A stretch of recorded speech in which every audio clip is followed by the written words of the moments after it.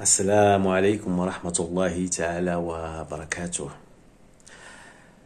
قبل قليل تلقينا خبر محزن، ألا وهو وفاة الممثلة القديرة خديجة أسد.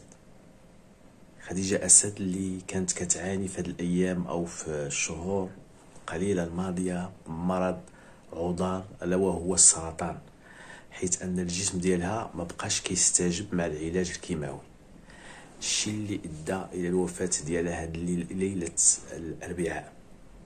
طبعا خديجه اسد هي من مدينه الدار البيضاء، مزداده سنه 1952. كما كتعرفوا خديجه اسد هي الزوجه نتاع الممثل الراحل عزيز سعد الله.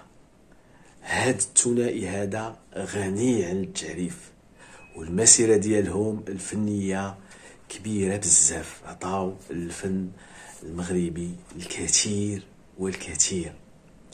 طبعا من أشهر السلسلات ديال الأعمال ديال خديجة أسد وهي لالا فاطمة.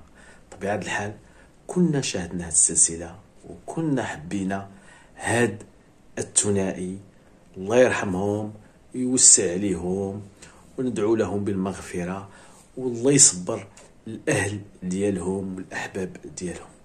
إلى هنا استودعكم الله وإلى اللقاء إن شاء الله، والسلام عليكم ورحمة الله تعالى وبركاته.